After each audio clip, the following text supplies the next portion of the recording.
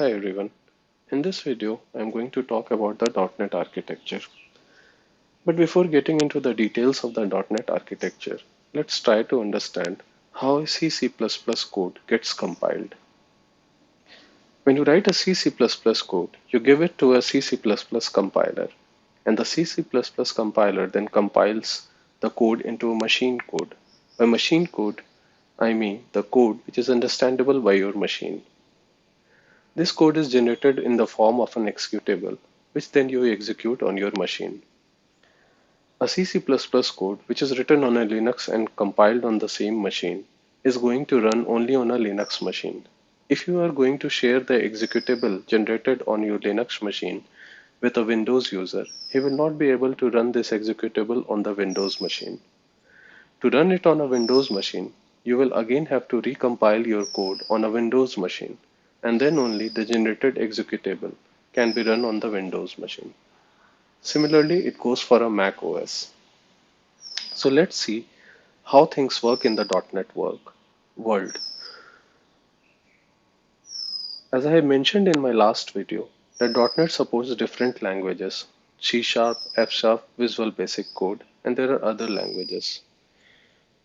So when you write a code in either of these languages, the compiler, instead of directly compiling it to machine code, it generates an intermediate language, which is also called CIL, or the Common Intermediate Language. This intermediate language looks something like this. This is the CIL for a Hello World program. The CIL is then processed by another layer, which is called the Common Language Runtime, or the CLR. It is the job of the CLR to take the CIL and convert it into machine code. The Common Language Runtime uses just-in-time compilation method to process the intermediate language and convert it into machine code. When you install .NET on your machine, this entire setup is already installed on the machine.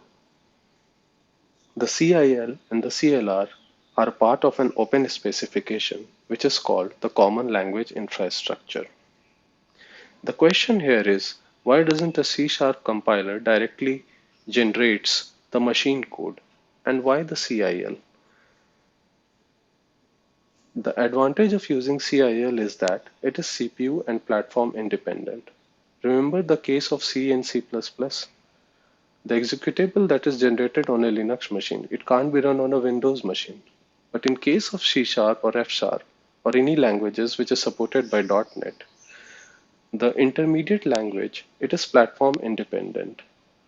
All you need is a .NET runtime to process the CIL and do a just-in-time compilation to convert CIL into machine code. So if you have generated a CIL on a Linux machine, you can share the intermediate language to a Windows user.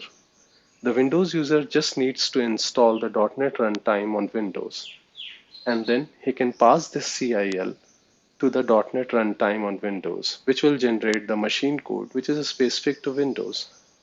Thus, it eliminates the distribution of platform-specific executables.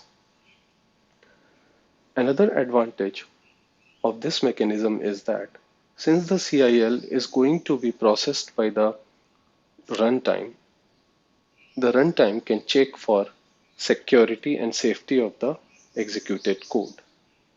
So it enhances the security of the system also. Another term that you will hear is the managed code. Managed code is nothing but the code whose execution is managed by a runtime. For example, in our case, the C# code that we have written is converted into the CIL, and the CIL execution is managed by the .NET runtime. So our code can be considered as managed code. As I mentioned in this slide, that the common intermediate language and the common language runtime, these are part of an open specification, which is also called the Common Language Infrastructure. This open specification is developed by Microsoft and is standardized by ECMA and ISO. The purpose of this specification is to describe the common intermediate language, how the runtime will behave, what the executable code will look like. Any language that conforms to CLI can be executed using a .NET runtime. Another important part of the common language infrastructure is the common type system and the common language specification. The common type system and the common language specification both are described by the Common Language Infrastructure spec. CTS and CLS aims to improve the language interoperability. What does language interoperability mean? Let's try to understand it with an example. Suppose I have a JavaScript code and I want to call a C library and I want to pass a list of integers to this library. I cannot directly pass this list of integers from my JavaScript code to the C library. I will have to write a special code which does this conversion, does some type safety checkings, and then only I will be able to pass this list of integers to the C library. The common type system tries to solve this problem. It wants to make the life of developers easy.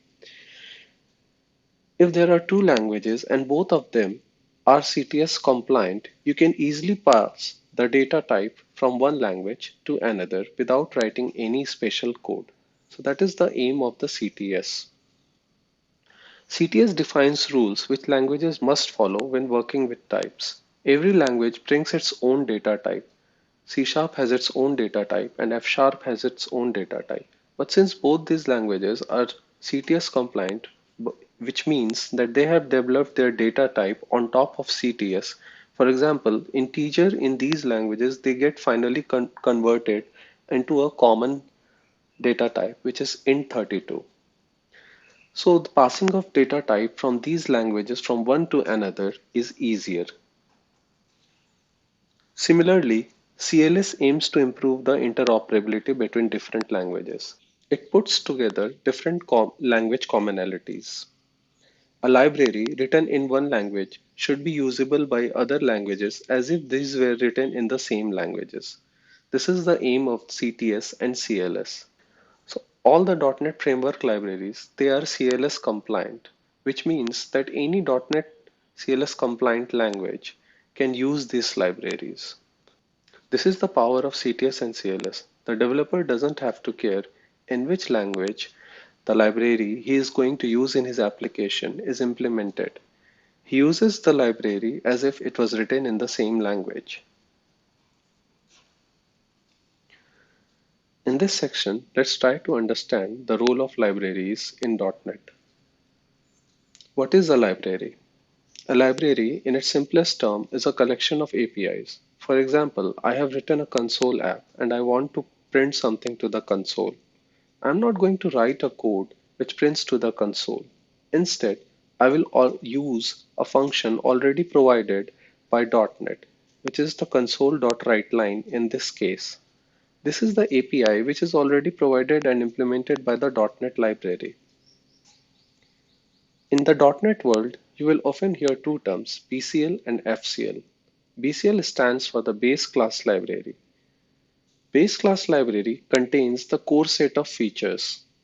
It means all the features which a programmer uses in his day-to-day programming. For example, if you want to read a file from the disk, if you want to manipulate a string or do or create a connection to the database or do some network programming, you are not going to write the code for these. You are instead going to use the BCL, which already implements these functionality and exposes the APIs to you. You are just going to call the APIs and get your job done. Since these are the core set of features which are required in day-to-day programming, these are packed together and put into a library which is called the BCL. BCL is present in all .NET implementations. The framework class library, on the other hand, it targets the application developers. It provides all the functionalities to build an application. If you want to build a web application or a desktop application or a mobile application or any application, you can use a framework class library. Framework class libraries are built on top of the BCL. Consider this as a superset of BCL. Another term that you will often hear in .NET world is the .NET Standard. What is .NET Standard? .NET Standard is formal specification, a fundamental set of APIs provided by the base class library. You will often hear people getting confused between .NET Core and the .NET Standard or .NET Framework or the .NET Standard. The point here to understand is that Standard is not a physical component. It is not something that you install on your PC. It is just a formal specification of the APIs, which mentions that these APIs are implemented by the base class library by a particular version of the standard. If you understand this, you will never have this kind of confusion. Let's try to understand this with an example. Suppose I have created a library which targets a particular .NET standard, let's say 1.4. This library, it can be used on any .NET platform which supports the .NET Standard 1.4. Will this library be usable on a platform which supports .NET Standard 1.0? The answer is no. Why? Let's say .NET Standard 1.0, it mentioned that it is going to, it supports only 10 APIs, and .NET Standard 1.4 introduces 5 more new APIs. If my library, the library that I have created, it uses those 5 new APIs, it won't be available on the platform. It supports .NET Standard 1.0.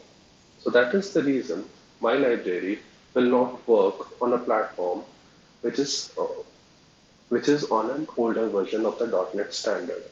But what about a higher version? Yes, .NET, this library is going to work on a platform with a higher version of .NET Standard. .NET Standard is backward compatible, which means that all the versions, the higher versions, they will support the APIs previously supported by the .NET Standard. So if .NET Standard 1 implements 10 APIs, .NET Standard 1.4, it will also support those 10 APIs. And it can also add newer APIs. In general, the higher the version, the more APIs are available. The lower the version, the more platforms are supported.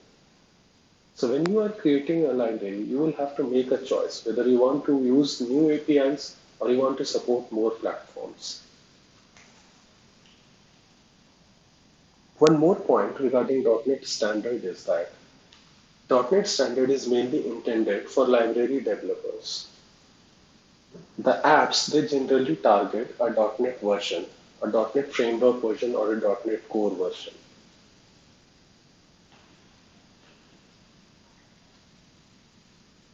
So far, we have looked on all the different components of the .NET platform. So let's summarize everything now. A .NET platform, it constitutes of a .NET runtime. The .NET runtime of .NET Framework is called the CLR. The runtime of .NET Core is called the Core CLR. It also has a base class library. The base class library of .NET Framework is called .NET Framework Base Class Library. The .NET Core Base Class Library is also called the Core FX. Apart from this, .NET Framework also contains one or more application frameworks. ASP.NET, Windows Forms, Windows Presentation Foundation, all these are different application frameworks which are intended for app developers. Apart from this, .NET also provides development tools such as .NET CLI to manage the projects. I hope you find this video useful and you now have a better understanding of the .NET architecture. If it has helped you, please like, share and subscribe. Thanks everyone.